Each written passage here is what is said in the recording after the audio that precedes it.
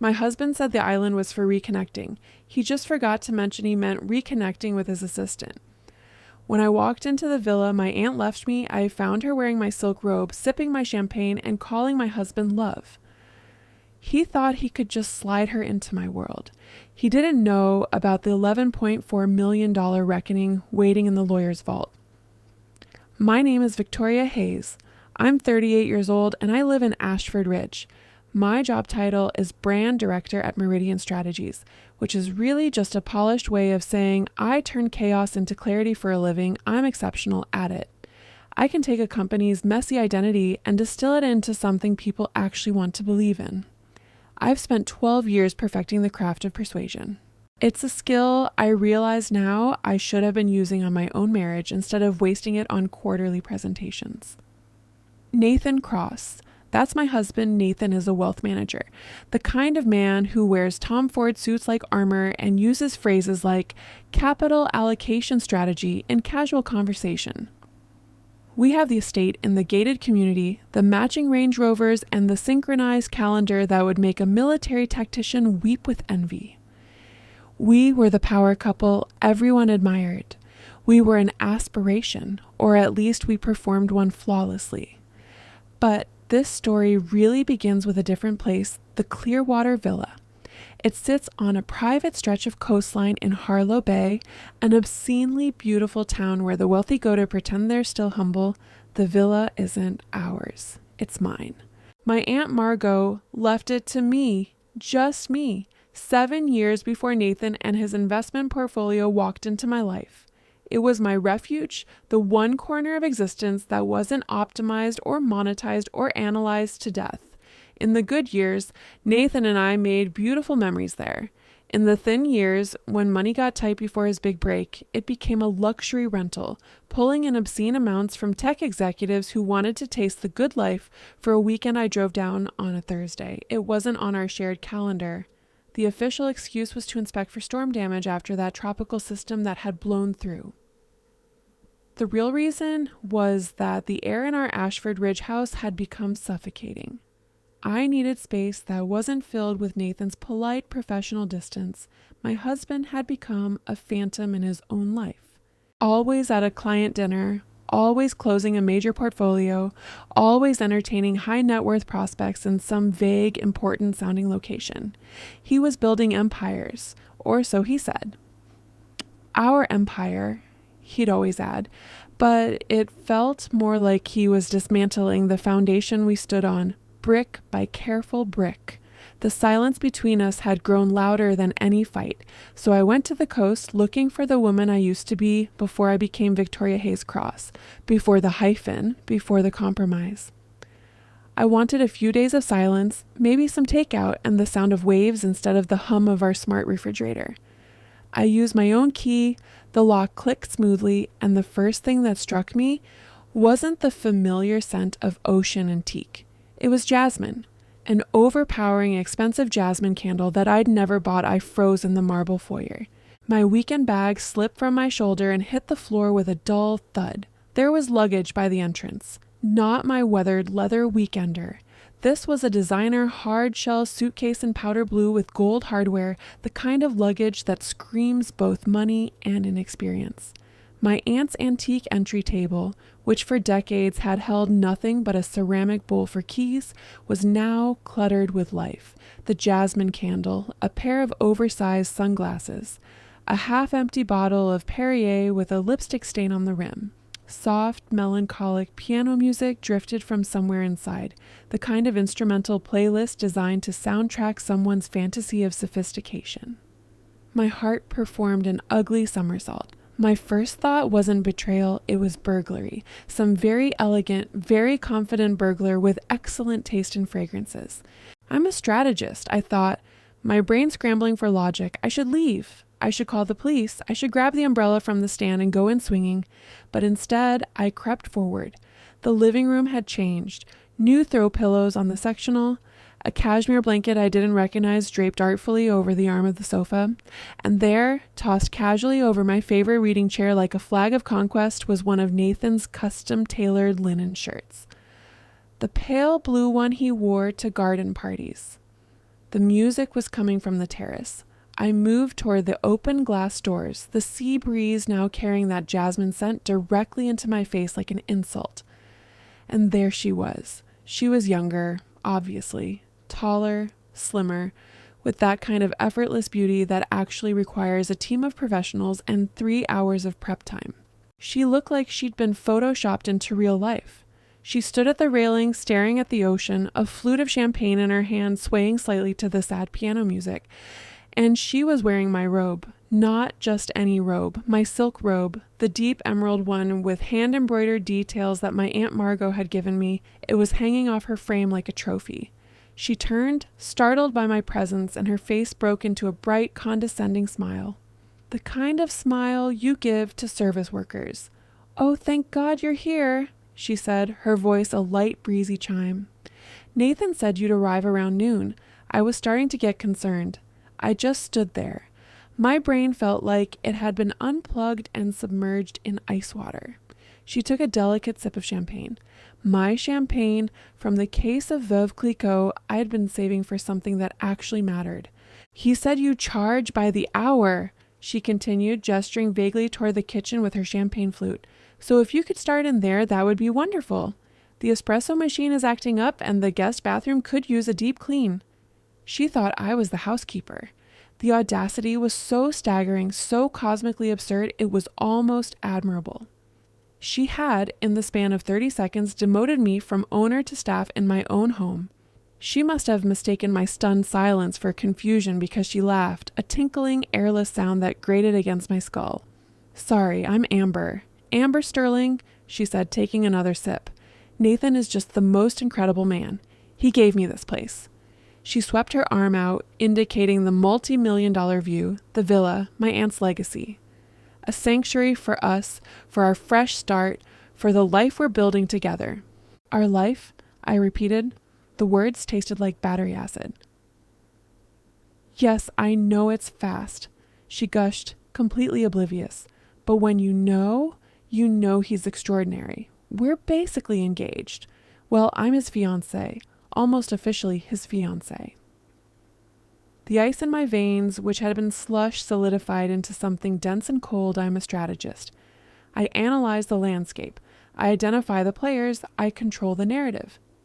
"I'm not the housekeeper," I said. My voice was flat, emotionless.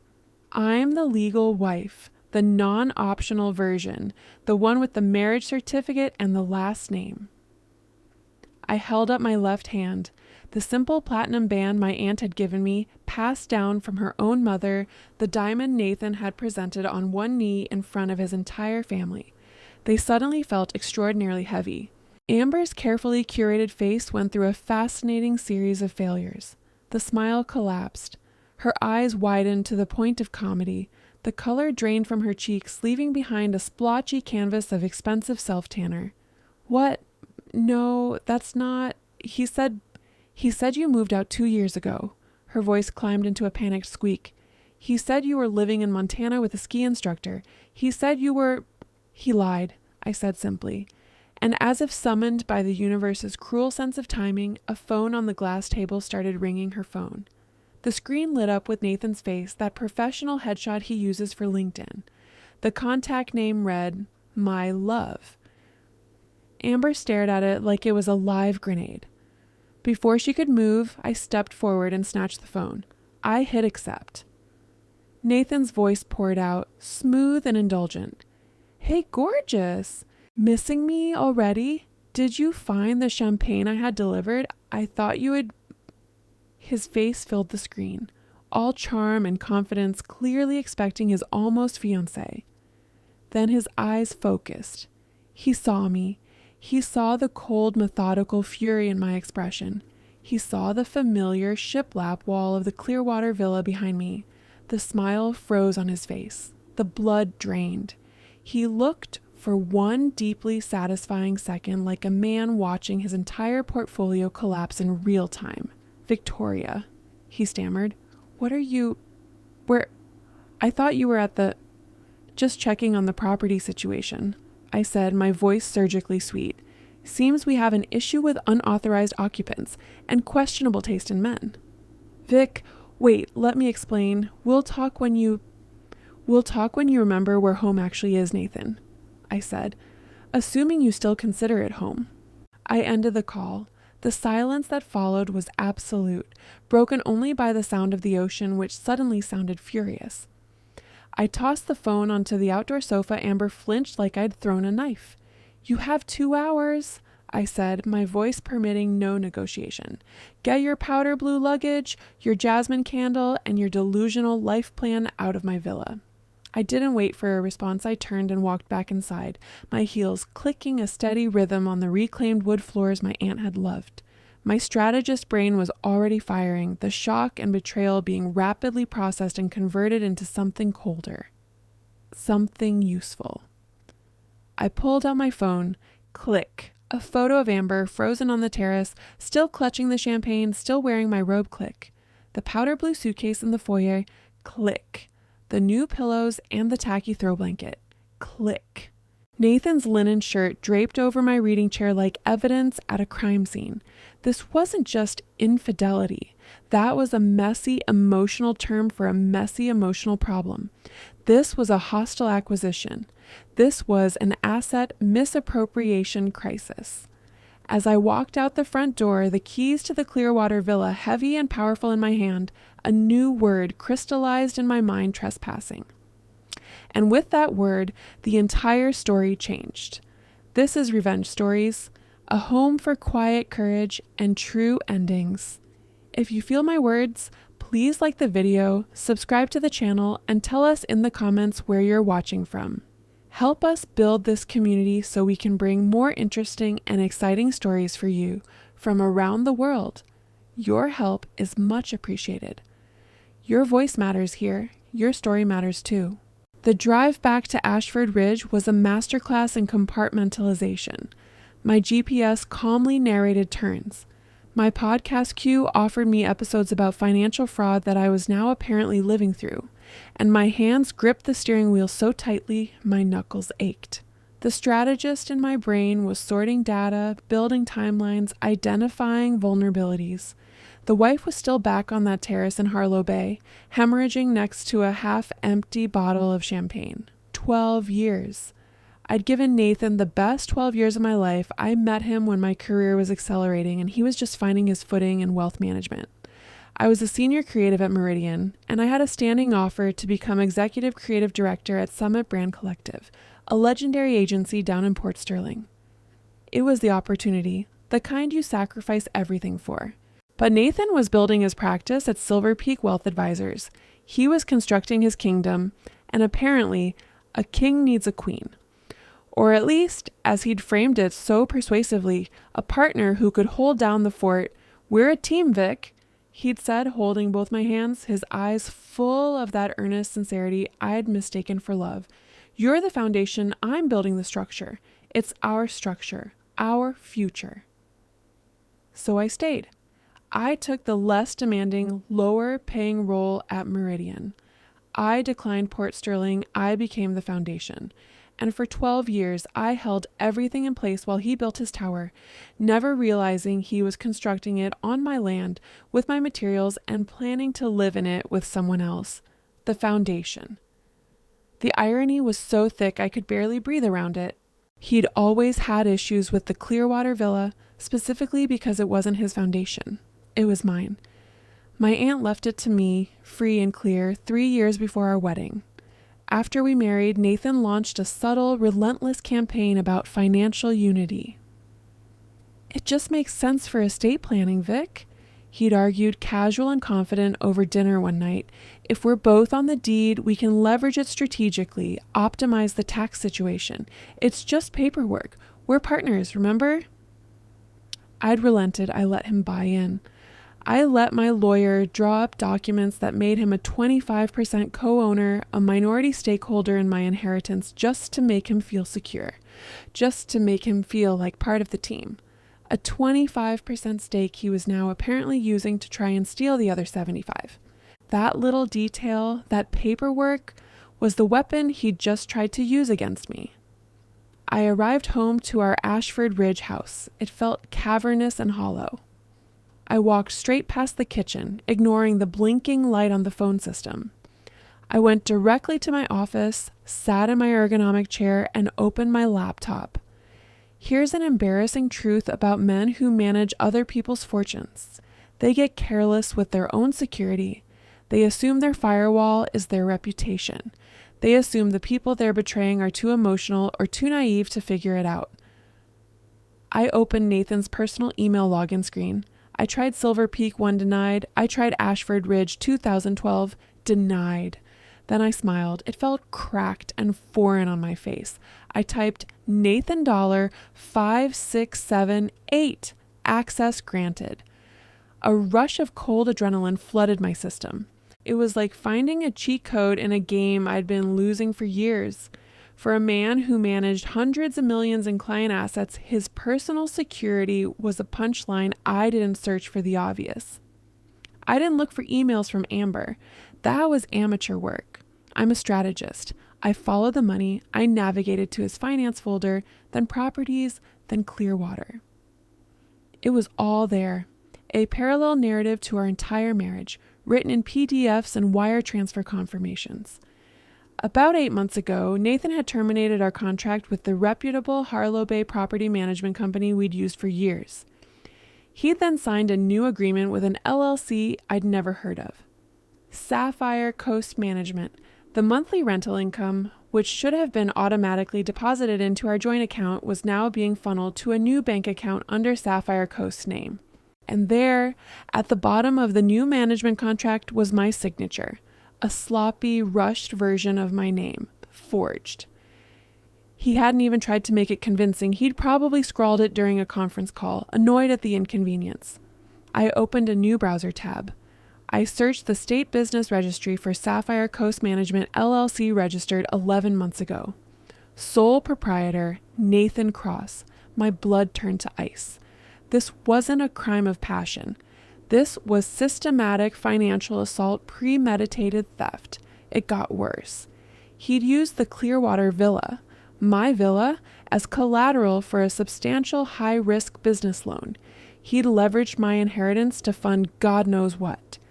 And then I saw the invoices stored inside the Sapphire Coast folder, client entertainment agreements. He was using the house, billing it back to his own clients as a luxury retreat venue, and pocketing the fees. Or worse, the names on some of the invoices were shell companies. It didn't just look like theft, it looked like money laundering. My hands were shaking, not from fear, from rage so pure it felt like electricity. I picked up my phone. I didn't call Nathan. I didn't call my mother. I called Diane Porter. Diane and I had been friends since college. We'd survived terrible roommates and worse breakups together. Now she survived terrible clients and built bulletproof real estate contracts for a living. Vic, on a Thursday? Her voice was cheerful, already in weekend preview mode. Di, I need a lawyer. The cheer evaporated. What happened? I gave her the 30-second version. The villa, the girl, the robe, the fake signature, the LLC, the whole sorted inventory. There was a sharp intake of breath on the other end of the line. Okay, she said, all business now. Okay, Victoria. First, breathe. Second, do not delete a single thing. Forward me that entire email chain, every PDF, every forgery right now. Third, do not speak to him. Do not answer his calls. Do not reply to his texts. Not one word. Understood. Is it bad? I asked, though I already knew. It's signature forgery, which is a felony. It's misappropriation of marital assets. And given that it's your premarital property, it's a whole different category of fraud. He's exposed you to catastrophic financial risk without your knowledge or consent.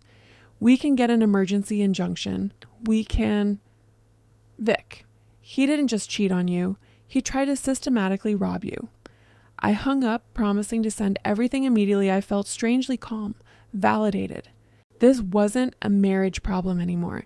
This was a white-collar crime problem. As I was attaching the forged documents to a secure email for Diane, a different notification appeared in my personal inbox. The subject line read, "Following up Summit Brand Collective." I opened it.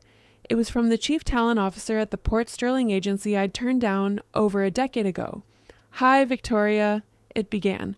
"Hope you're well. It's been quite some time, but we're once again looking to fill our executive creative director position, and your name was the first one mentioned. The landscape has evolved significantly, and the offer would be substantially more compelling this time. Any chance you'd be open to reconsidering?" I stared at the email. It was a lifeboat, a completely different existence handed to me on the exact day my current one had imploded. My phone buzzed on the desk, and again, and again. A desperate string of texts from Nathan. "We need to talk. It's not what it looks like. Please pick up, Victoria. I'm serious." A call from an unknown number A voicemail. It was Nathan, his voice frantic, probably calling from someone else's phone. I looked at the buzzing phone. I looked at the email from Summit Brand Collective. I calmly selected all of Nathan's texts, calls, and voicemails. I didn't block him. That would be too obvious. I just created a new rule in my email and messaging systems. Move all incoming messages from Nathan Cross to folder junk. I sat back in my chair. The house was silent. The wife in me was dead. The strategist was wide awake. A plan began to crystallize. Elegant and ruthless, a 3-phase operation. Phase 1, secure the asset. Get the villa back legally and irreversibly. Phase 2, detonate the facade. Expose Sapphire Coast Management. Inform Silver Peak Wealth Advisors of his creative accounting. Let his professional life burn as brightly as his personal one. Phase 3, the eviction. Make him feel in a tangible, legal, and very public way exactly what it's like to be removed from a home that was never his.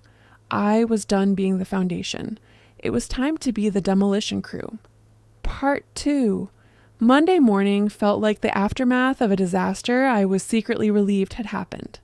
The weekend had been a blur of frantic documentation, screenshotting emails, downloading bank statements, forwarding every PDF with a forged signature to Diane's secure server. I hadn't slept. I'd just cataloged the wreckage. Diane texted me an address just after 7 a.m., not her sleek downtown office.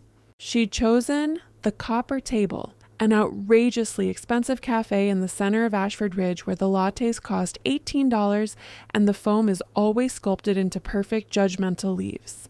It was Nathan's world, a place where wealth isn't just possessed, it's performed. I walked in feeling like I was infiltrating enemy territory. My simple black dress stood in stark contrast to the cashmere and pearls sipping oat milk around me. Diane was already secured in a plush corner booth, a stack of printouts beside her triple espresso. She looked less like my college friend and more like the predator she'd become in court. Today, she was Diane Porter, attorney at law. "I didn't sleep much," she said. Skipping pleasantries as I slid into the booth, she pushed a document across the table. It was a side-by-side comparison. On the left, my clean, precise signature from our original mortgage documents 12 years ago. On the right, the signature from the Sapphire Coast Management contract. "It's not just a forgery, Vic. It's a lazy forgery," she said, her voice a low, controlled hum. "Look, you always cross your T and Thomas with a sharp, straight line." He looped it like a teenager practicing cursive. A first-year forensics analyst could demolish this in court. This alone is enough for a criminal complaint if you want to pursue that route. I stared at the looping T. He'd been so careless, so supremely arrogant. He hadn't even bothered to try. "But it gets worse," she said, pulling that document back and sliding another forward. "I ran a complete title search on the Clearwater Villa this morning, the moment the county office opened." She tapped a paragraph halfway down the page. "He took out a second mortgage on the property." "A second mortgage," I repeated, the financial term hanging heavy in the air. "Exactly. Another loan, a private high-interest loan for $320,000 secured 4 months ago. He used the villa, your villa, which was nearly paid off, as collateral. He signed for it, presumably leveraging that 25% minority stake he should never have had, and he forged your consent on the loan application." The perfectly sculpted latte foam in my cup suddenly looked revolting. What does that mean, Di? What can they do? It means, she said, leaning forward, that if he defaults on that loan, and given the predatory terms from the lender he used, the conditions are probably designed for failure. They don't just come after his 25%. They can initiate foreclosure proceedings on the entire property. They can take your aunt's villa, Victoria. All of it. The air left my lungs. The fear that hit me was colder and sharper than the shock of finding amber sterling in my robe. This wasn't about adultery. This wasn't about him being predictable. This was about erasure. He wasn't just building a new life. He was systematically demolishing mine to finance it. He was willing to let my inheritance, my sanctuary, be seized by loan sharks, all so he could fund his escape with his assistant.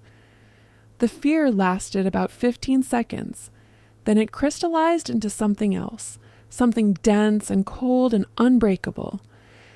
It was the ballast I needed. I wasn't a victim. I was a target, and targets learn to fire back.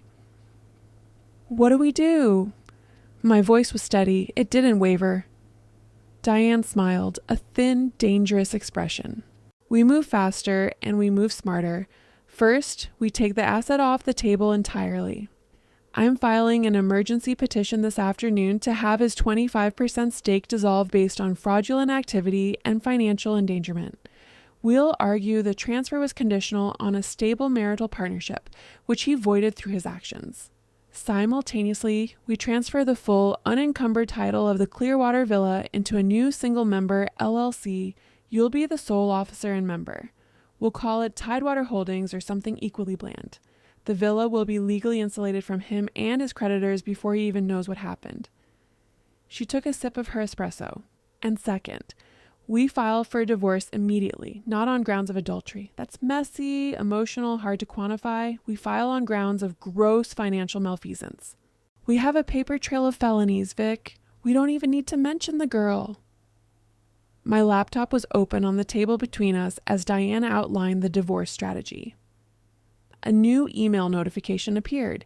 It wasn't in my junk folder, which was silently accumulating Nathan's panicked messages. This was to my primary inbox. The sender was a Julian Foster, with an email signature from Grand Point Development Group.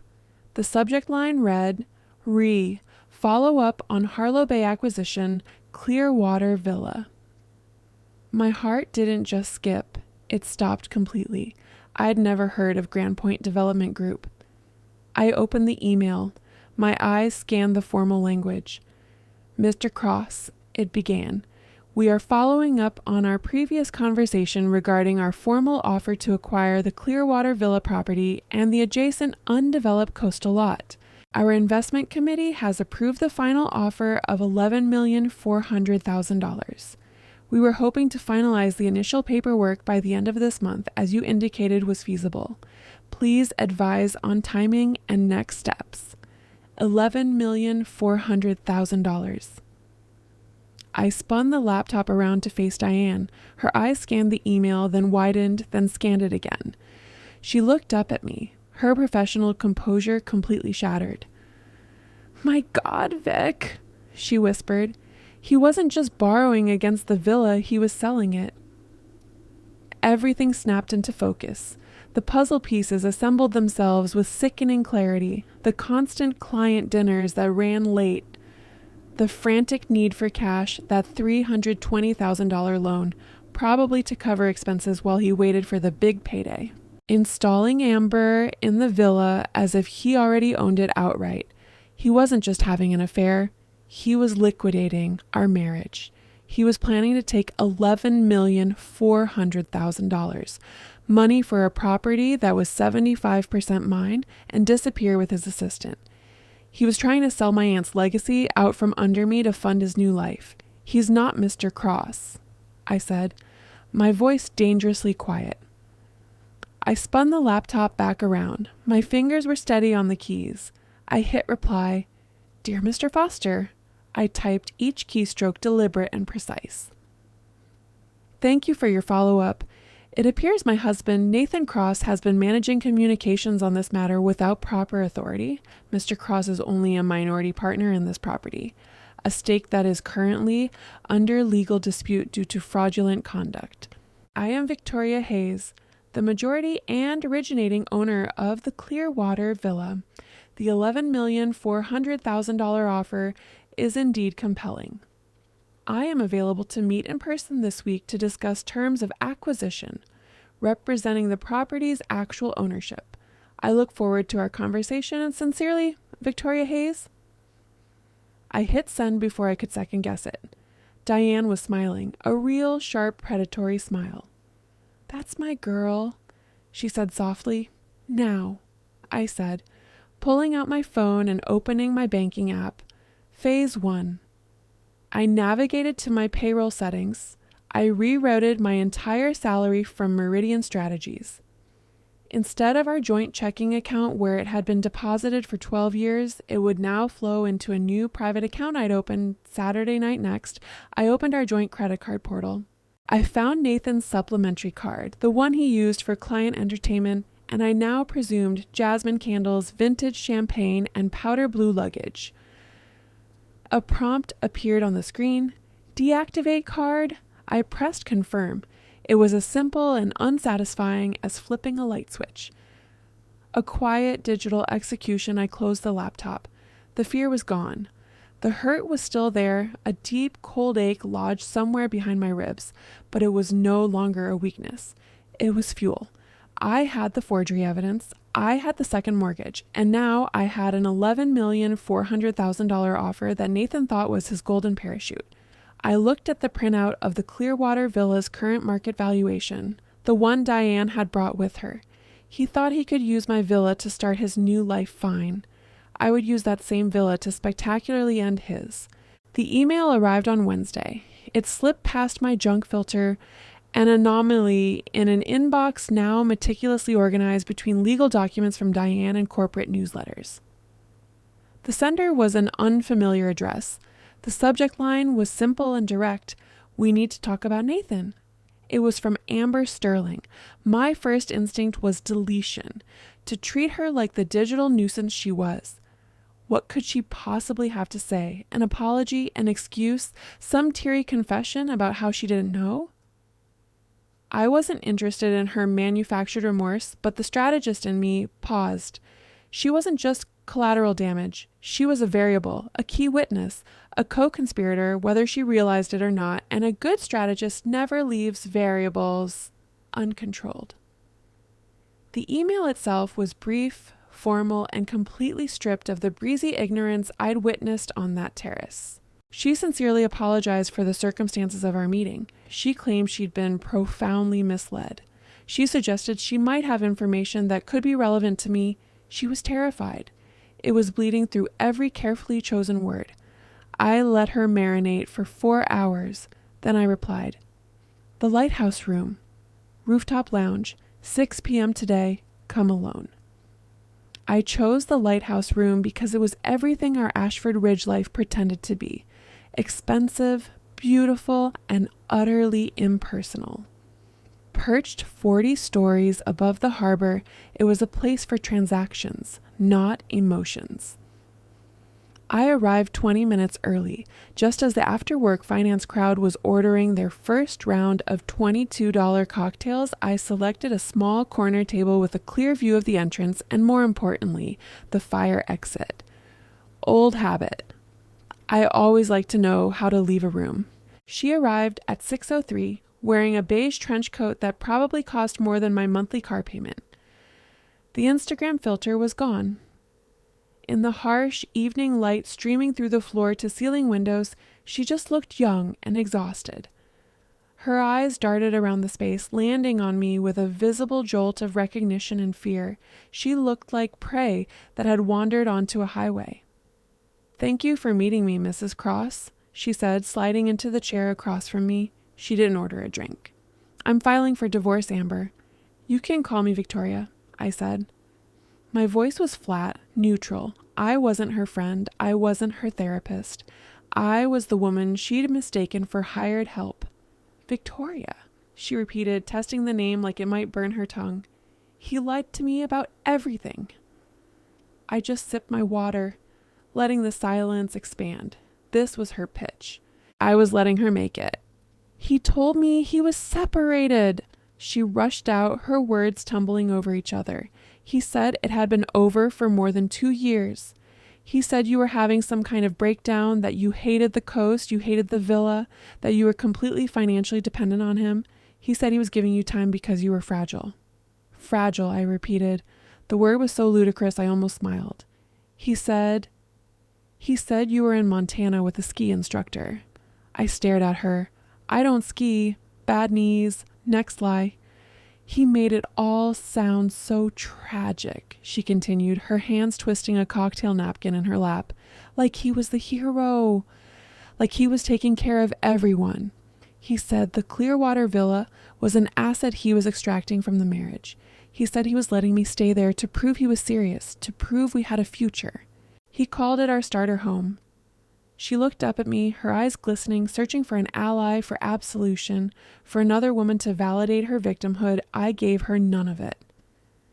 He lied, I said. That's his specialty. But you believed him because you wanted to. You saw a multi-million-dollar villa and a man in an expensive suit, and you didn't ask a single follow-up question? You're not an innocent victim, Amber. You're just an accessory with terrible due diligence. Her face crumpled. That's not fair. Fair, I said, leaning forward slightly, is what you get in court if you can afford a competent lawyer, which I can. I reached into the leather portfolio at my feet and pulled out a manila folder. I slid it onto the brushed steel table between us. You want to know what Nathan is really like? Don't listen to what he says. Look at what he signs. She opened the folder slowly, like it might contain something dangerous. The first document she saw was a copy of the original deed to the Clearwater Villa. That's the deed, I narrated, my voice calm, as if I were presenting a brand strategy to a client. Note the date, 7 years before my wedding. Note the name on the title. Victoria Hayes, just Victoria Hayes, not Victoria Cross, not Nathan Cross. I let her absorb that. Then I pointed to the next page. That's the new management agreement for Sapphire Coast Management, the shell company he created to funnel rental income. And that, I tapped the signature line, is my forged signature, the one he used to take out a $320,000 loan against my property. Her breath caught. She was starting to understand this wasn't a love triangle. This was organized fraud. And this, I said, sliding the final document out from the back of the folder, this is my personal favorite. It was the printed email from Julian Foster, the offer from Grand Point Development Group. $11,400,000, I said, tapping the number with my finger. That's what he was actually doing. He wasn't giving you a starter home. He was liquidating it. He was planning to sell my aunt's villa out from under me, take the money, and disappear with you, presumably until he found another property to flip, another woman to use. She was silent. Her entire body had gone rigid. She wasn't just looking at the number. She was staring at the name at the bottom of the email. Grand Point Development, she whispered, her voice barely audible. Yes, major luxury developers. Why? She looked up from the paper. Her face was a canvas of dawning cosmic horror. Grand Point. My stepfather. He's the founder and CEO, Richard Sterling. The name hit me like a physical blow. Richard Sterling.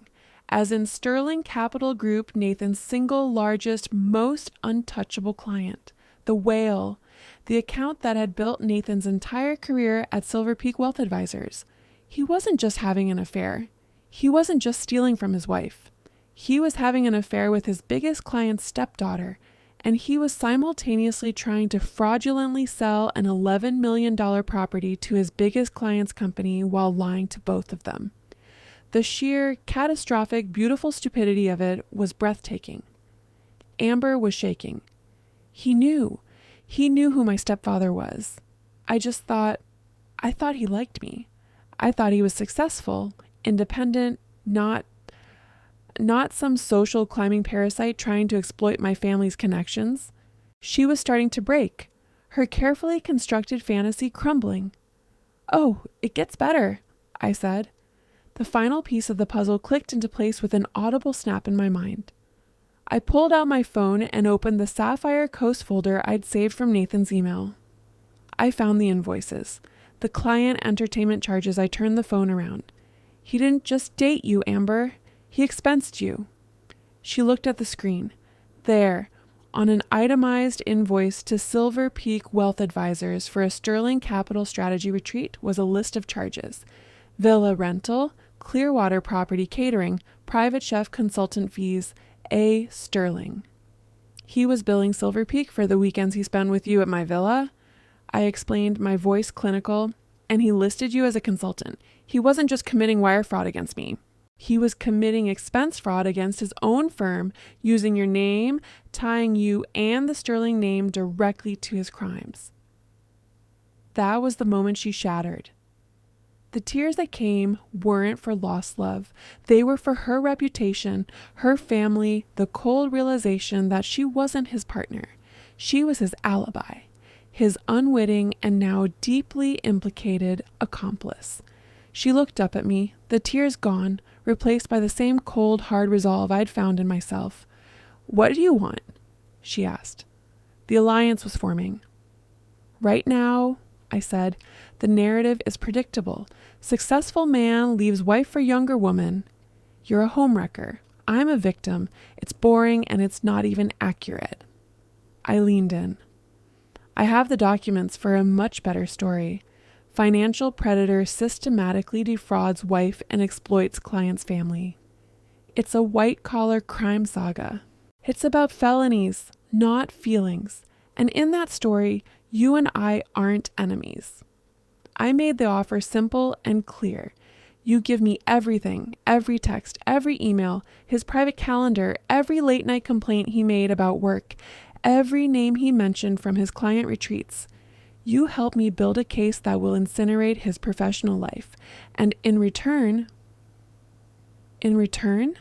she whispered. "In return," I said, "when this story breaks, and it will break, you're not the other woman. You're not the almost fiancé. You're just another woman he lied to who quietly walked away. Or, if you play it correctly, you're the whistleblower who helped expose him. You get to control your narrative. You get to tell your stepfather you figured it out first." She was smart. I had to give her that. She wasn't motivated by morality. She was motivated by survival. She couldn't let Richard Sterling learn about this from investigators or reporters. She had to get ahead of it. She had to be the one to bring the traitor down. She held out her hand across the table. "He has a private email account, the one he uses for his side ventures. I know the password." I didn't shake her hand. That would have been dishonest. Instead, I raised my water glass. She looked at it, understanding the gesture, then slowly picked up the untouched glass of water in front of her. We touched the glasses together, a soft, deliberate clink. It wasn't a toast to friendship. It was a ratification of a treaty, a Cold War alliance based on a single shared enemy. The alliance formed at the Lighthouse Room wasn't built on trust. It was a transaction. Amber, terrified of her stepfather and furious at being weaponized as a pawn, paid for her narrative survival with intelligence. Within 2 hours of our meeting, my secure inbox was flooded. She sent me the password to Nathan's private email, the one he used for side deals and personal ventures. She forwarded his personal calendar, a monument to his arrogance, with entries like client cultivation, coast, and portfolio positioning weekend. She provided a comprehensive list of every high-value client he'd ever name-dropped, every boast about creative expense management, every hint about his off-books operations. This was no longer just betrayal. This was an archive. And I am a professional strategist. My job is to take raw, chaotic information and distill it into a narrative that moves people to action. My first move was cross-referencing. I pulled the administrator logs from the Clearwater Villa. I'd installed a smart security system years ago, one that logged every single code entry, every lock activation. It was a feature Nathan had found unnecessarily complicated, so he'd never bothered to learn how to access the data. I downloaded the entire history. Then I opened a new document. I was creating the presentation deck for his destruction. It was elegant in its simplicity. Amber's calendar entry, weekend escape, on May 7th, lined up perfectly with the smart lock log. Master code override, May 7th, 9:42 p.m. His fabricated client retreat on May 23rd matched perfectly with guest code. A Sterling used, May 23rd, 1:15 p.m. He hadn't just been sloppy, he'd been criminally lazy. I built the timeline meticulously. Date of the forged Sapphire Coast contract. Date of the $320,000 second mortgage. Dates of the fake retreats with screenshots of his work calendar positioned directly next to the smart lock entry's date. Amber was officially given her own entry code, effectively making her a documented resident. Next, I examined the expense reports he'd forwarded to Amber in moments of arrogant transparency, the ones he'd laughingly called corporate perks, the ones listing A. Sterling as a Sterling Capital project consultant. This wasn't just my problem anymore. This was a Silver Peak Wealth Advisors crisis. Amber and I didn't need to meet again in person. We constructed the document collaboratively in a shared encrypted file. We didn't write it as two scorned women seeking revenge. We wrote it as a deeply concerned anonymous stakeholder flagging serious compliance violations. We created a sterile, untraceable email address. The subject line, urgent, compliance and ethics violation, Nathan Cross. We didn't mention the affair. We didn't mention the lies or the emotional devastation. We let the documents speak for themselves. We attached the forged expense reports. We attached the Sapphire Coast LLC registration showing Nathan as sole proprietor. We attached the timeline of his client retreats, which misused a private client property, mine, to generate fraudulent income streams. And we saved the most damaging piece for last, the glaring conflict of interest. Using corporate funds to entertain a consultant who happened to be the stepdaughter of their single largest client, Richard Sterling, we sent the email to the head of compliance and the entire non-executive board at Silver Peak Wealth Advisors. It was a digital incendiary device, rolled quietly into the server room. Now we just had to wait for the detonation. But I'm a brand strategist. I believe in multi-channel campaigns. While the corporate bomb was ticking, I opened a notes app and drafted a piece of narrative insurance, a social media post. A friend of mine just discovered something wild. I typed, her husband didn't just move his assistant into her family villa, he was also using it to commit wire fraud against his own firm. Fascinating what some people think they can get away with when they assume no one is paying attention. I didn't post it. It was just a draft. A loaded weapon, ready to be fired if I needed to control the public narrative. Phase 2 was underway. Now for Phase 1, securing the asset permanently. The next day, Diane and I rode a silent, efficient elevator 42 floors up to the Grand Point Development Group headquarters. It was a different universe from Ashford Ridge. This was pure corporate power, a glass fortress in the sky where decisions worth hundreds of millions were made over coffee. We were led into a boardroom that overlooked the entire metro area, the city Nathan thought he controlled, spread out below us like a game board. Julian Foster, the man from the emails, was impeccably groomed, perfectly tailored, and had the polite, dead eyes of an apex predator. Ms. Hayes, he said, dispensing with small talk entirely, we're extremely serious about the Harlow Bay coastal expansion. Your property and the adjacent undeveloped parcel are the linchpin. The $11,400,000 offer is firm, and it represents our final position. Diane, acting as my corporate shield, spoke first. The offer is compelling, Mr. Foster. However, we need absolute clarity on ownership structure. The Clearwater Villa is Ms. Hayes' premarital originating asset. Her husband's minority stake, which we believe was obtained under questionable and possibly fraudulent circumstances, is currently being legally voided due to gross financial malfeasance. Foster didn't even blink. He simply glanced at his own legal counsel, who gave a slight, knowing nod. We anticipated complications, Foster said, leaning forward slightly, a conspiratorial edge to his voice. Let me be transparent, Ms. Hayes. 3 weeks ago, Nathan Cross approached us directly. Off the record, he offered to sell us the property for $8,500,000 in cash. He said he needed to liquidate quickly for a new venture and that his wife was being, quote, difficult and would need to be circumvented. I felt Diane tense beside me. He wasn't just stealing from me. He was so desperate to escape, so blinded by his own greed and panic that he was willing to leave almost $3 million on the table, my money, just to get it done fast. Grand Point does not appreciate being manipulated, Foster said, his voice clipped and cold. We prefer clean, transparent, above-board transactions. The $11,400,000 offer stands. It's exclusively for you. We're prepared to move immediately, provided you can guarantee clean title. Diane was already sliding a document across the polished marble table. We anticipated your concerns, she said smoothly. This is a letter of intent. Ms. Hayes is prepared to sign today, expediting the transaction. We have one non-negotiable condition. She tapped a clause near the bottom of the page. The sale is contingent on Ms. Hayes delivering the property completely free of all tenants, occupants, and personal effects. Should any occupants refuse to vacate voluntarily, Grand Point agrees to provide full legal support for an immediate, expedited eviction, citing the pending $11 million sale as justification for emergency action. Foster read the clause carefully, then smiled. It wasn't warm, it was satisfied. We simply want the property, Ms. Hayes. How you clear it is entirely your concern. I picked up the heavy, expensive pen they'd provided. I signed my name with absolute clarity. Victoria Hayes. The sharp, straight cross on the T in Thomas.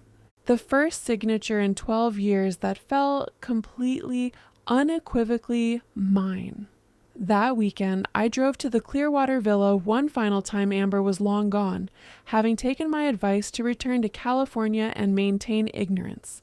The air inside still held a faint trace of jasmine, a ghost of the invasion. I walked through the room slowly, methodically. I packed a single box, my aunt's antique compass, her collection of sea glass, and a framed photograph of me at age 12 on that very beach, holding her hand. The rest was just furniture. Just stuff. Before I left, I completed one final project. I installed 4 small, discrete Wi-Fi enabled cameras. One in the living room bookshelf, one in the kitchen tucked behind a decorative vase, one on the terrace overlooking the ocean, one in the main hallway. They weren't for security, they were for documentation. They weren't to surveil Amber, they were to record Nathan when the consequences finally arrived. I drove back to Ashford Ridge, the single box of my past sitting in the passenger seat. I felt clean. Empty, but in a clarifying way, like a structure that's been cleared out before controlled demolition. When I got home, I opened my laptop. The Silver Peak bomb was ticking. The Grand Point deal was in motion, and sitting at the very top of my inbox, glowing like a beacon, was a reply from Summit Brand Collective. They'd received my reconsideration email. They were thrilled. They'd substantially increased the offer. The executive creative director position was mine, with a salary 40% higher than I'd ever imagined, a full relocation package to Port Sterling, and a start date as soon as you're available. I smiled. It was the first real genuine smile in weeks. This wasn't just an exit strategy. This was a destination. This was the harbor I'd be standing in, safe and secure long after the tsunami hit and all the wreckage washed ashore. In Ashford Ridge, gossip is currency. It's traded at the farmer's market, exchanged at yoga studios, and especially whispered near the mailboxes. And the news of trouble at the Cross household was apparently premium content. I hadn't posted my social media draft. I didn't need to. The anonymous email to Silver Peak, combined with whispers from the Homeowners Association, had lit the fuse. My neighbor, Patricia, was the first to deploy. She appeared at my door on Thursday afternoon, holding a plate of lemon bars like a peace offering. "Victoria, darling," she cooed, her eyes scanning the foyer for signs of emotional collapse or packing boxes. I just heard there was some trouble at the Coast property. We're all just terribly concerned about you. That's thoughtful, Patricia, I said, not opening the door any wider, but everything's under control. We just had a minor pest situation. You know how it is. Oh, pests! Her eyes lit up with predatory interest. Vermin of a sort, I said, accepting the lemon bars. The kind that wears your silk robe and drinks your champagne. It's being handled by professionals. Thank you for these. I closed the door on her confused, hungry expression. The next assault came from higher up the food chain. Eleanor Cross, Nathan's mother. Eleanor was a woman who believed any problem could be solved with a firm tone, a carefully selected Bible verse, and complete lack of self-awareness. Victoria, she began when I answered her call, her voice sharp with the disapproval she reserved for me and poorly dressed waitstaff. I am simply appalled. Eleanor, lovely to hear from you as well. I have heard the most disturbing rumor about you and Nathan, and frankly, Victoria, I'm not surprised. I have told you for years that a man like Nathan needs support. He needs softness, and you, with your career and your ambitions. Let me stop you there, Eleanor. Are you calling to defend your son for committing adultery? I am calling, she snapped it, to say that when a woman is not nurturing, when she is not patient, when she does not provide the domestic comfort a husband requires, he can be driven to stray. It is a wife's responsibility to... Eleanor, I interrupted, my voice as calm and sweet as arsenic. I have a simple question. Were you aware that the straying involved Nathan moving his assistant into my aunt's villa? Or were you aware that he tried to fraudulently sell that same villa for $11 million to fund his escape with her? Does providing comfort, in your theology, cover felony fraud and grand larceny? The silence on the other end was exquisite. It was so complete I could hear her antique grandfather clock ticking in the background. Well, she finally sputtered. I'm certain there are two sides to every... There's only one side to this, Eleanor, the legal one. And you might want to advise your son to conserve his resources because I'm taking him to court. Have a blessed day. I hung up. Next came the relief squad. Lauren, Nathan's perpetually aggrieved younger sister. Her attack arrived via a 3,000-word text message that I skimmed with detached amusement. The themes were predictable. I was cold, ungrateful, obsessed with my career, never truly fit into the family. I'd probably driven him to it. I waited until she'd exhausted herself. Then I replied with surgical precision. Lauren, I'm so glad you reached out. It gives me a chance to address something. By the way, how is your credit situation? Specifically the $6,300 in credit card debt I paid off for you last November from my personal account so you wouldn't have to tell your parents? And the $3,200 from the February before that? Just let me know if you'd like me to forward those bank statements to Eleanor. I'm all about family transparency now. My phone remained silent after that. The Cross family was in chaos, but the real devastation was happening at Silver Peak Wealth Advisors. The anonymous email had detonated precisely as engineered. According to Amber, who was now my reluctant, terrified informant, the board meeting had been cataclysmic. The Silver Peak investigation was swift and merciless. Nathan's corporate card, the source of his power, his magic wand for client entertainment and weekend escapes, was terminated. His access to client portfolios was restricted. He was still somehow wrapped in his own delusion. He'd been texting Amber, who was forwarding everything to me in real time. He was handling it. It was just a routine audit. It was corporate bureaucracy. He was smoothing things over with key clients. He had no idea his entire world was collapsing. Amber's next update was chilling in its simplicity. I gave the file to Richard, she texted. The full one, the one we built together. And? I texted back immediately. He read it. All of it. The forged invoices, the expense reports with my name, the Grand Point emails. He didn't yell. He just got very quiet. He stared out the window for about 15 minutes. Then he picked up his phone and told his assistant to cancel his quarterly review meeting with Silver Peak's CEO. He said there had been a material change in the relationship. Then he looked at me and said, "You will not be communicating with Mr. Cross in any capacity." Vic, he wasn't angry. He was cold. It was terrifying. I knew that kind of cold. It was the silence of capital pulling back. It was the sound of a kingmaker deciding to become an executioner. Nathan wasn't just being audited, he was being erased. Even the small players were mobilizing. The Harlow Bay Homeowners Association sent a certified letter to our Ashford Ridge address. It was a formal complaint citing numerous and repeated violations at the Clearwater Villa. An unauthorized, unidentified female resident, Hello Ambers, had been hosting gatherings, disturbing the peace, and creating an atmosphere inconsistent with community standards. My first instinct was laughter. My second was to have Diane respond. Her letter back to the HOA was a masterpiece of legal condescension. She informed them that Mrs. Victoria Cross was equally appalled by the situation, which was the direct result of an unauthorized and illegal sublet conducted by her husband, Mr. Nathan Cross, who was currently the subject of multiple legal proceedings. She assured them the property was being sold and the disturbance would soon be permanently eliminated. She attached a copy of the police report I'd filed for illegal occupancy. Fires were burning on every front. All I had to do was wait for the main attraction to realize his house was engulfed. It happened on Friday evening. I was in the living room, legal files spread across the coffee table when headlights swept across the front windows. A car door slammed, heavy, frantic footsteps on the stone walkway, then pounding, not knocking, desperate, fist on wood pounding. Victoria, open this door, God damn it, Vic. I know you're in there. He looked destroyed. Through the window, I could see his suit was rumpled, his tie was loosened, and his hair was disheveled, like a man who'd flown too close to the sun and was now melting on my doorstep. What's wrong, Nathan? I called out, my voice perfectly calm through the door. Forget your key? Or was that one deactivated too? This isn't funny, he yelled, his voice cracking. What did you do? My card is frozen.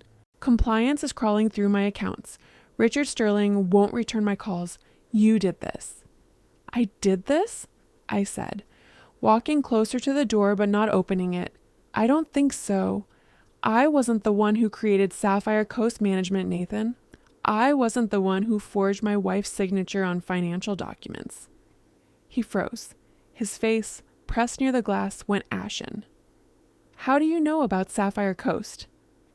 I also wasn't the one who took out a $320,000 second mortgage on her property, exposing her inheritance to foreclosure. I continued, my voice a monotone recitation of facts. And I definitely wasn't the one who tried to secretly sell that same villa to Grand Point Development for almost $3 million less than they were offering, just so he could run away faster. He staggered backward from the door as if I'd physically struck him. He was breathing heavily, his eyes wide with animal panic. The blustering confidence was gone, replaced by raw, pathetic fear. Victoria, he stammered. Victoria, please. It's all just a misunderstanding. It's creative finance. We can fix this. You and me, we're partners, remember? We can talk to them together. A misunderstanding? I laughed. The sound was harsh and humorless. The time for partnership meetings is over, Nathan. I'd suggest you start scheduling appointments with a criminal defense attorney. What are you talking about? I filed for divorce, Nathan, this morning. And the Clearwater Villa? It's in contract. Grand Point is buying it, clean title, full price. So I suggest you vacate my property. This one and that one. He just stared at me, his mouth opening and closing like a fish drowning in air. The man who had a smooth answer for everything, the man who could sell confidence to the terrified, was completely, utterly silent. You need a lawyer, Nathan, I said, turning away from the window. Not flowers, not excuses, not charm, a lawyer, a very, very good one. I walked away from the door and sat back down on the sofa. I could hear him still standing there, just breathing heavily. After a long minute, I heard the crunch of footsteps on gravel, the car door, the engine starting. He drove away slowly, like a man who had nowhere left to go. I sat alone in the quiet living room. On the coffee table in front of me were 2 envelopes that had arrived that day. One was a thick cream-colored packet, the letter of intent from Grandpoint countersigned and finalized. $11,400,000. The other was a thin white envelope with a court stamp. The official confirmation that my petition for divorce had been received and filed. One was the end of my marriage. The other was the end of my life as Victoria Cross. I looked at them both. A matched set. The conclusion of one story and the explosive multi-million-dollar beginning of the next. The execution was scheduled for Monday morning. Amber, reinvented as Amber Sterling, had formally requested a meeting with the executive board of Silver Peak Wealth Advisors. She wasn't just the assistant anymore. She was the bearer of Richard Sterling's profound disappointment. And in Nathan's world, Richard Sterling's disappointment was a death sentence. They put us in the main executive boardroom on the 52nd floor. It was a sterile cathedral of glass and polished stone designed to make people feel insignificant. The room was full. The managing partner, a man named Gregory Vance, sat at the head of the massive table, flanked by the head of compliance and 3 stone-faced board members. Amber and I were seated along the side, accompanied by her family's legal counsel. I was introduced simply as Ms. Hayes, a relevant party. I was the quiet wife. The background detail. It was a role I was content to play for now. Nathan was escorted in last. He looked like he hadn't slept in a week. His suit, usually immaculate, looked borrowed and ill-fitting. He still had a thin veneer of his old confidence, but it was brittle, like cheap paint overwrought. He clearly thought this was a clearing the air session, a chance to deploy his famous charm Gregory. He said, attempting warmth and familiarity. Thank you for scheduling this. I know there's been some administrative confusion, but I'm here to clarify This is not a conversation, Nathan. Vance cut him off, his voice like gravel scraping concrete. This is a disciplinary review. We've been conducting a preliminary audit based on several concerning reports. A massive screen on the wall, usually reserved for market data, illuminated the first slide was an expense report. Sterling Capital Strategy Retreat. Nathan, the head of compliance, said, her voice clinical and emotionless. Can you explain these charges from May? Specifically, the villa rental Clearwater property. Of course, Nathan said, puffing up slightly, seeing a problem he thought he could solve with words. It was an off-site engagement, building rapport with the Sterling team. Richard values personal connection and... Interesting, the compliance officer interrupted, because the property in question is not a corporate rental. It is, in fact, a private residence owned by your wife. Nathan's head snapped toward me. I kept my expression perfectly neutral, just staring at the screen. And this, she continued, advancing to the next slide, are a consultant fee for A. Sterling. Can you elaborate on Miss Sterling's specific contribution to the strategy retreat? Nathan's eyes darted to Amber. He was finally belatedly realizing this wasn't a meeting, it was an ambush.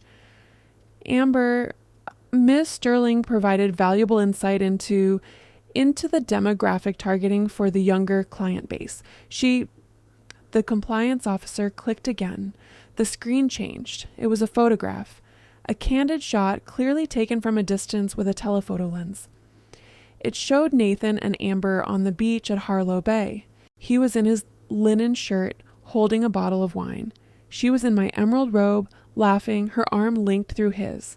The date stamp on the photo matched the strategy retreat invoice perfectly. The room was utterly silent.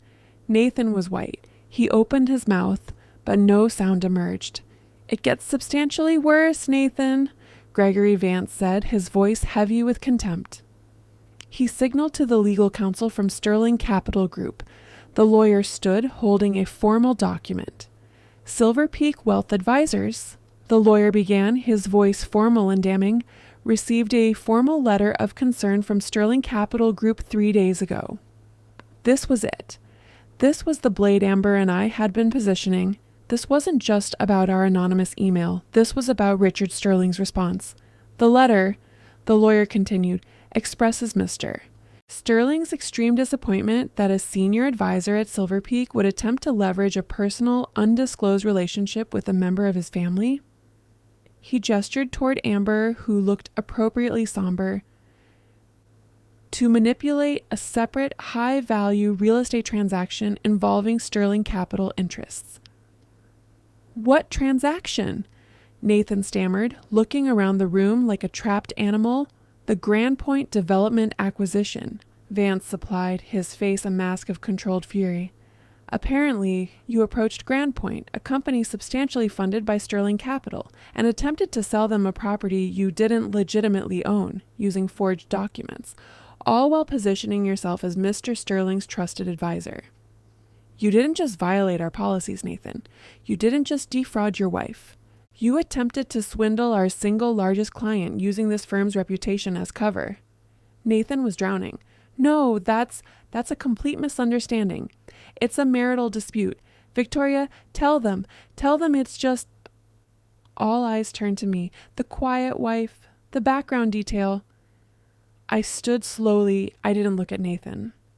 I looked directly at Gregory Vance. My name is Victoria Hayes, I said, my voice clear and steady, filling the silent room. I am the majority and originating owner of the Clearwater Villa. I have never, at any time, given consent for that property to be used for corporate entertainment, client retreats, or commercial rental of any kind. Every signature on every document related to Sapphire Coast management or the administration of that villa is a forgery. I sat back down. The verdict was instantaneous. Nathan Cross, Vance said, standing to his full, imposing height. You are hereby suspended, effective immediately, pending completion of a comprehensive internal investigation. Your access to all firm systems is terminated. Your security credentials are deactivated. You will be escorted from this building, and pending the results of our investigation, we will not hesitate to refer this entire matter to the State Attorney General's office for criminal prosecution. It was a corporate execution, clean, swift, and absolute. A security officer who had been waiting outside stepped into the room. Nathan didn't even look at the guard. He just stared at me. His face was a ruin of disbelief and hatred. He was escorted out without another word. Amber and I left through a different exit. The adrenaline was so intense I could barely feel the ground beneath my feet. We were in the marble lobby when I heard his voice, ragged and desperate. Victoria! He must have evaded security. He rushed up to me, grabbing my arm. I didn't flinch. I just looked at the hand on my elbow until he released it. Vic! He panted, his eyes wild and searching. You can't do this. This is us. This is 12 years. I know I made mistakes. I know I did, but I was trying to build something bigger for us, for our future, so we could finally... Retire with which wife, Nathan? I asked, my voice genuinely curious. The legal one you were systematically robbing, or the villa one you were using as a tax deduction? His face collapsed. He had no answer.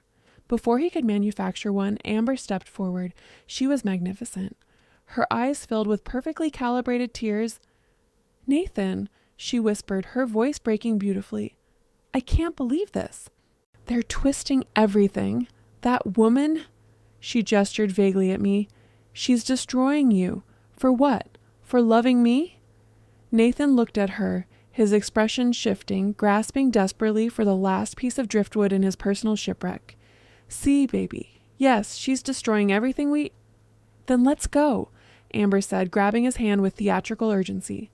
Let's just leave, forget all of them. Forget her. We can go to the villa this weekend, just us. We can pack, we can leave, just like we planned. We can figure it out together, away from all this poison. She was laying the bait a full, delicious final meal, and he was starving. Yes, he said, clinging to her like a lifeline. Yes, okay. This weekend. We'll go to the villa, we'll pack, and we'll just disappear. I'll meet you there, she whispered, pulling away. I have to handle something first. She shot me a brief, terrified glance, then ran toward the exit.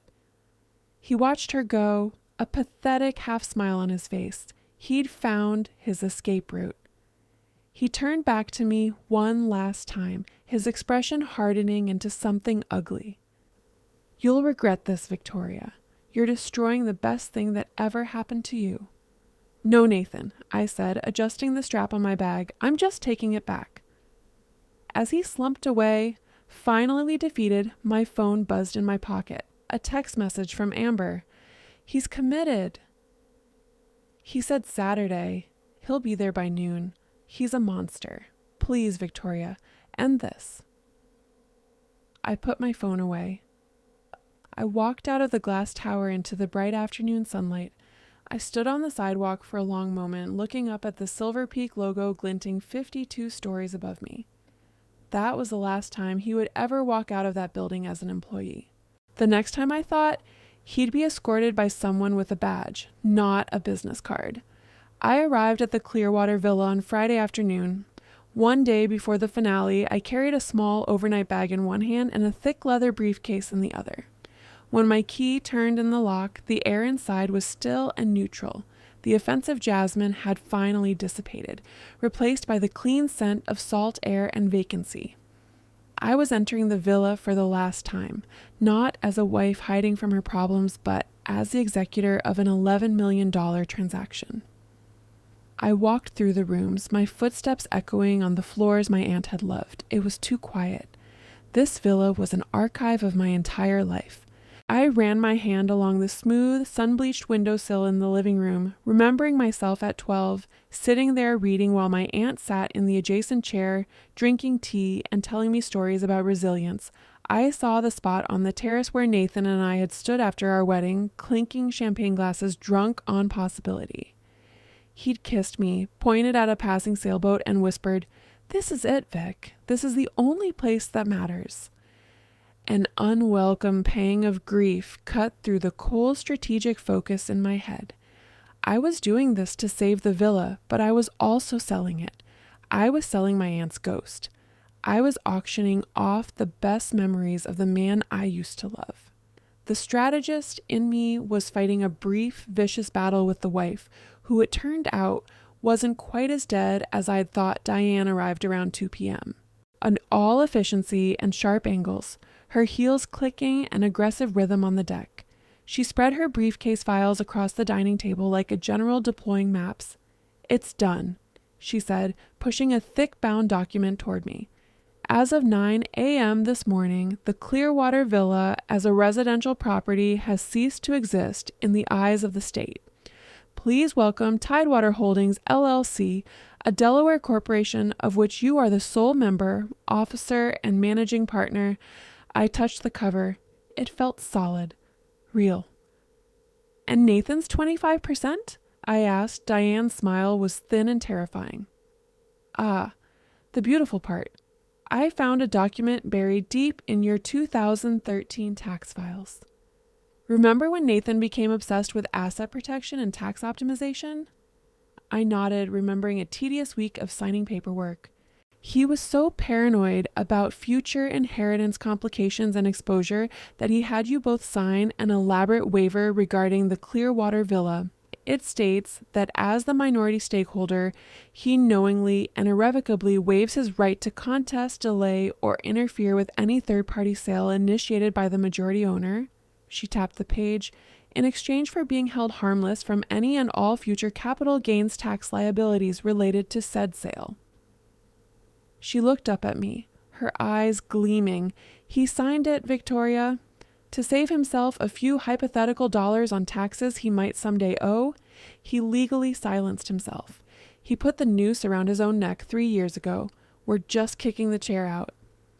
We spent the next hour reviewing the Grand Point contract, focusing specifically on the clause we'd inserted, the one that was now the foundation of the entire operation. "Seller agrees to deliver property free and clear of all tenants, occupants, and personal effects." Diane read aloud. "This is our leverage because he is an occupant, or at minimum his proxy was, and he intends to be one again tomorrow. His act of occupying the villa constitutes a direct breach of this pending $11 million sale that makes this an emergency situation with quantifiable financial damages."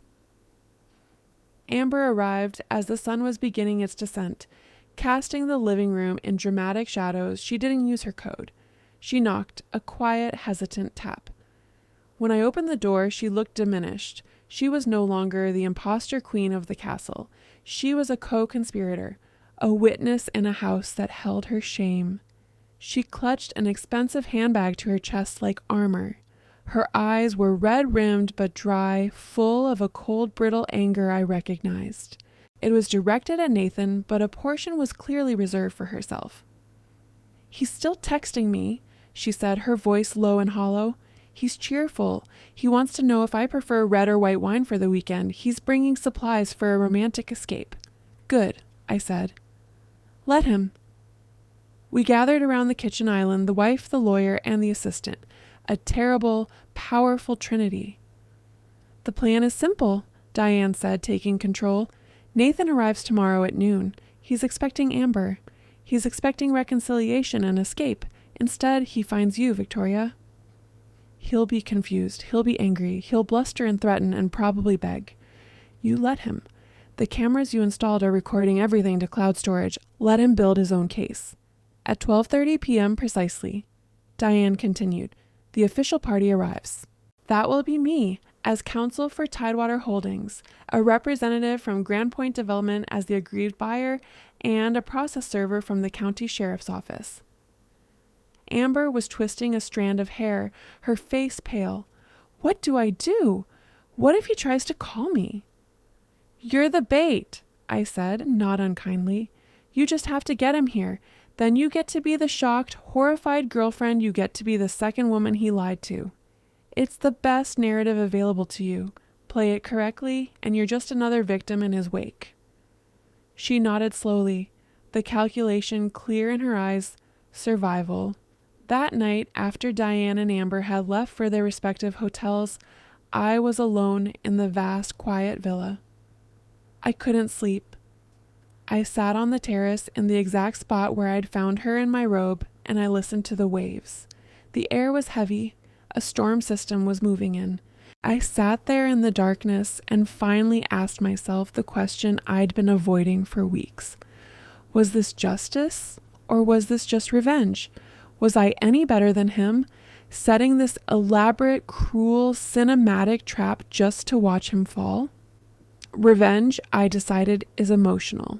It's a knife in a dark alley. It's chaotic. Justice is procedural. It's a signature on a contract. It's a clause in a legal document. I wasn't using violence. I was using his own arrogance, his own paperwork against him.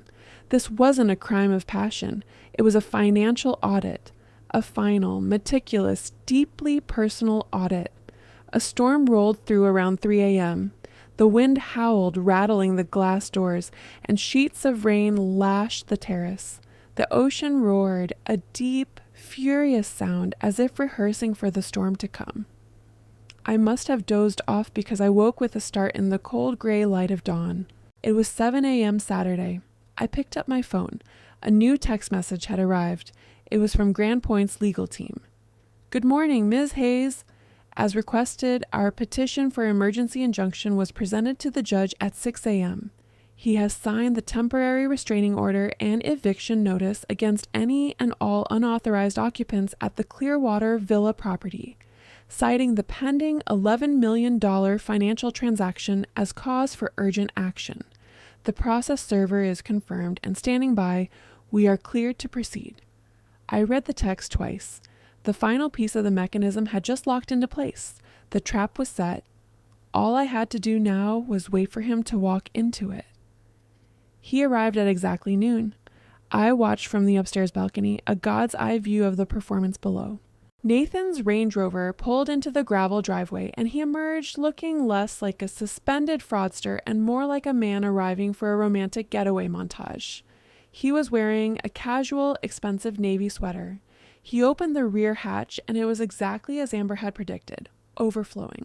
2 large suitcases, a case of wine, expensive wine I noted, and a cooler probably full of artisan cheese and organic produce. He was here to reboot his life, a life he'd stolen from mine. I stepped back from the railing. My heart was a cold, steady drum. The cameras were recording. I heard the front door open, the smart lock code he still thought was valid chiming softly. I heard his voice, bright and hopeful, call out, "Amber, baby, I'm here." I stayed in the kitchen, just out of sight, listening to the performance. "Nathan," Amber's voice, a perfect blend of relief and adoration. She was playing her part flawlessly. "You made it. I was so worried." "Worried? Never," he said, his voice brimming with false confidence. "I told you I'd handle everything." I heard the clink of wine bottles on the counter. "See? I brought the excellent vintage. We're going to unplug, figure everything out. Just us."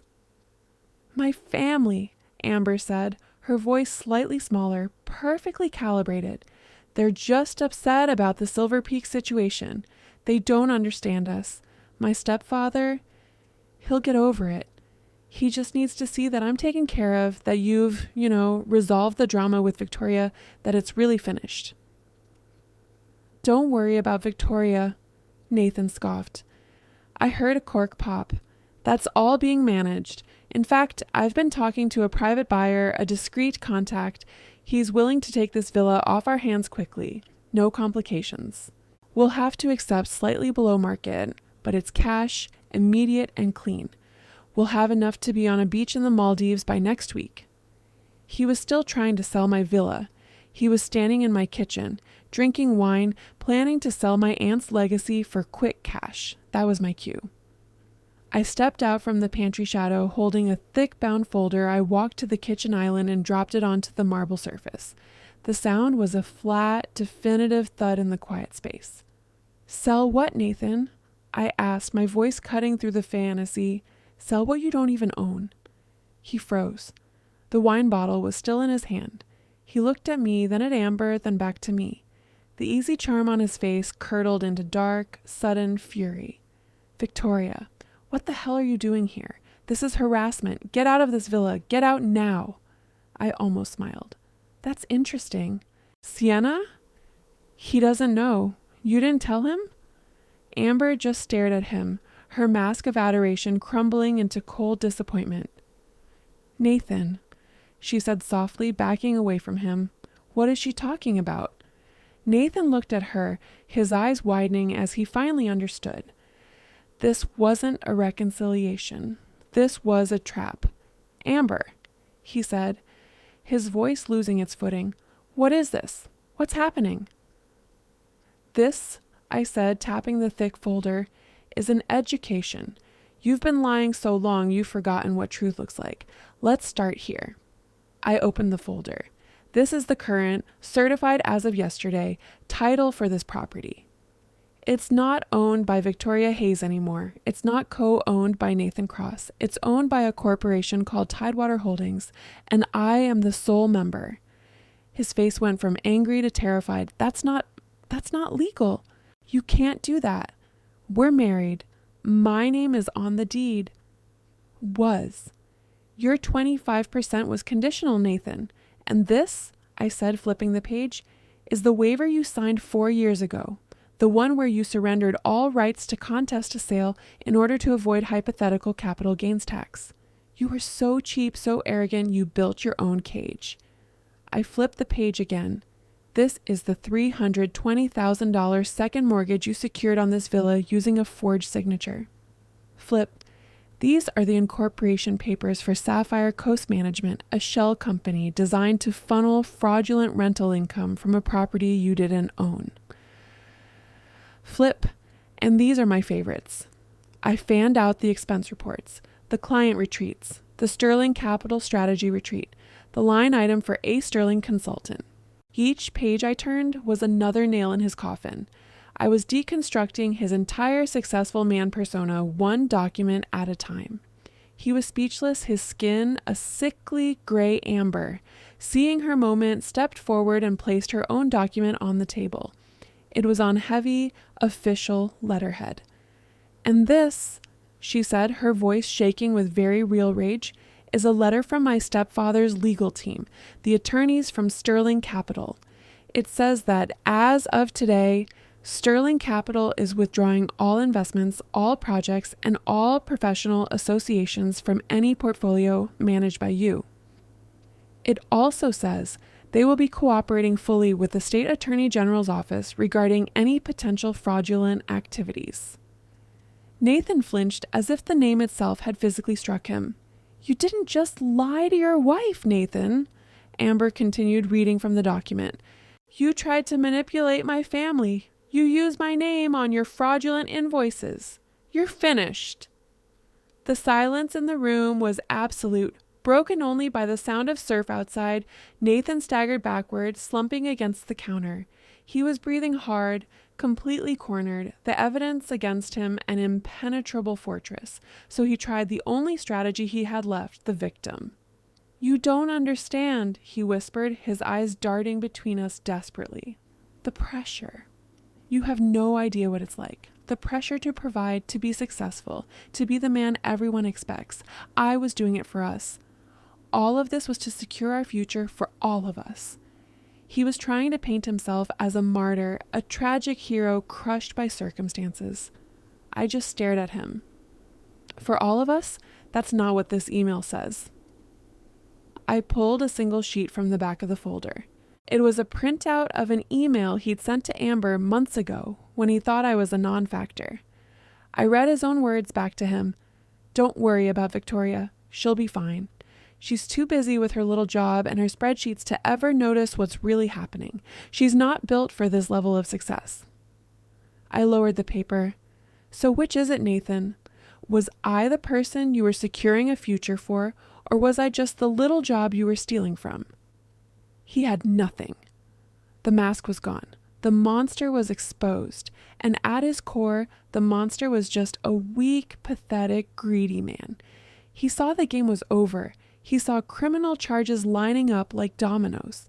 So he tried one last desperate pivot. He turned to me, his face collapsing into desperate sincerity.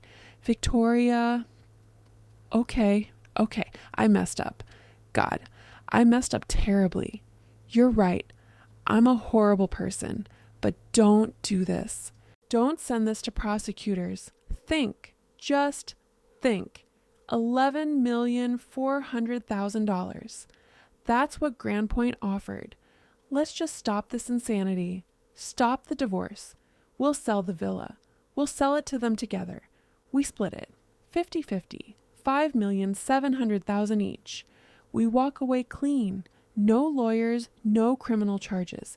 We just leave. Please, Vic. For 12 years. Please. He was trying to negotiate. He was trying to bribe me with my own money. I let the silence stretch. I looked at his desperate, pleading face, and then I laughed. A short, sharp, humorless sound. Split it? I said, the words dripping with contempt. You think you're still in this negotiation? You think you have anything left to split? After court-ordered restitution for the second mortgage? After Silver Peak's attorneys finish suing you for fraudulent expenses? After the state prosecutes you for wire fraud and forgery? What exactly do you think your share of zero is, Nathan? Right on cue, a sound came from outside, the crunch of tires on gravel. Not one vehicle, but two. The sound of multiple car doors opening. Nathan's head snapped toward the window, a flicker of insane, unearned hope in his eyes. That's them, he whispered, a small, desperate smile forming. That's my buyer, the private contact I mentioned. See, he's here. He's here to negotiate. It's not too late. We can... That's not your buyer, Nathan, I said, walking toward the front door. I looked through the window, a perfect, beautiful sight, 2 black sedans, 4 people in dark, conservative attire, my brilliant Diane in her sharpest blazer holding a file. One of the men, tall and grim-faced, was carrying a clipboard with thick, official-looking documents. Nathan was still babbling behind me. We just need to talk to them. Vic, let me handle this. I can fix this. I opened the door. The fresh salt breeze of final judgment washed into the room. Marcus Hale, Diane stepped forward, but she was immediately superseded by the tallest man in the group, the one with the clipboard. He was holding a stack of pale yellow paper, Mr. Cross, the man said, his voice loud and emotionless, designed to deliver bad news without inflection. By authority of the county court and at the petition of the complainant, Tidewater Holdings, LLC, you are hereby served. He lifted the top sheet, reading from official text. By order of the court, all individuals currently occupying the property known as the Clearwater Villa without express written consent of Tidewater Holdings are required to vacate the premises within 72 hours. Nathan just stared, his face a mask of incomprehension. Tidewater, this is my villa. My name... The process server continued as if Nathan hadn't spoken, his voice rising in volume. This property is the subject of a pending financial transaction valued at $11,400,000. The court recognizes that continued illegal occupancy by unauthorized parties is causing immediate and irreparable financial harm to the seller. I am the seller, Nathan screamed, finally finding his voice. The man in the suit from Grand Point Development stepped forward, shaking his head with an expression of mild annoyance. No, Mr. Cross. You are the illegal occupant. Tidewater Holdings is the seller. Grand Point Development is the buyer. And this, he held up his own leather-bound copy of the contract, is the fully executed agreement for $11,400,000. The process server wasn't finished. He stepped past Nathan, who was frozen in the entryway, and walked directly to the large glass door that led to the terrace. The door Nathan had intended to walk through to start his new life. With 2 decisive movements, he affixed a large, bright, waterproof notice to the glass. It was the official eviction order. In huge, bold letters, it listed the plaintiff, Tidewater Holdings, the reason, pending sale of property, and right there, printed in stark black ink for the entire world to see, was the value, $11,400,000. That number. The number he'd tried to steal. The number he'd whispered to Amber as a promise. It was now a public declaration of his failure, plastered on the gateway to his fantasy. You can't! Nathan finally roared. He lunged, not at the server, but at me. You can't sell this villa. It's my villa. I own 25%. My name is on the deed. You can't do this behind my back. He was frantic, his eyes wild, finally understanding this wasn't a negotiation he could manipulate. Diane stepped calmly in front of me, a single sheet of paper in her hand. Your name was on the deed. Nathan, she said, her voice dripping ice. Just like your signature is on this. She held up the waiver from 4 years ago. Remember the tax optimization strategy? You knowingly and irrevocably waived all rights to contest any third-party sale initiated by the majority owner. You signed it, Nathan, right here. You were so desperate to save hypothetical tax dollars that you legally neutered yourself. You signed away your entire claim. He stared at the signature, his own. He'd constructed his own prison and locked himself inside. The Grand Point representative cleared his throat, eager to conclude the transaction. Just to be perfectly clear, Mr. Cross, Grand Point Development has zero business relationship with you. Our contract is exclusively with Tidewater Holdings. Per our agreement, a portion of the $11,400,000 sale price will be held in escrow to satisfy the $320,000 fraudulent mortgage you placed on this property and any other debts incurred through your activities. The remainder, he said, looking only at me, belongs to Tidewater Holdings.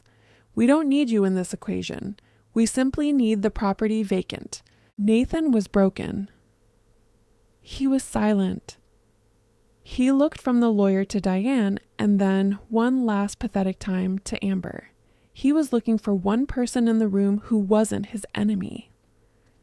Amber, who had been watching this entire scene unfold with increasing horror, took a deliberate step away from him, moving to stand closer to me and Diane. Her alignment was unmistakable. He's right, Nathan, she said, her voice cold and final. I'm finished. I'm returning to California. I'm changing my name back to Sterling, and I will be cooperating fully with Silver Peak's investigation and any investigation the state wants to pursue. She looked at him, her face a mask of pure distilled contempt. You didn't just betray your wife. You tried to manipulate my family. You tried to use my family's capital as your escape fund. That's unforgivable. That was it. The final blow. He didn't yell. He didn't argue. He just deflated, the arrogant, charming wealth manager evaporating, leaving behind a hollowed-out man in an expensive sweater. He stumbled backward, lurching toward the terrace. He looked like a man in a trance. He went to the railing, the romantic sanctuary he'd promised Amber, and gripped it with white knuckles. He just stood there, his back to us, staring at the vast, indifferent ocean. The wind coming off the water was sharp, snapping at the eviction notice on the door, the paper making a flapping, mocking sound. He was a man trapped, with the sea in front of him and an $11 million bill taped to the glass behind him. He'd lost. He'd lost the wife he discarded, the assistant he tried to buy. He'd lost the villa. He'd lost the money. Both lives he'd constructed were gone, dissolved like sea foam. I didn't watch him. I didn't feel the rush of satisfaction I'd expected. I didn't feel triumphant. I just felt finished.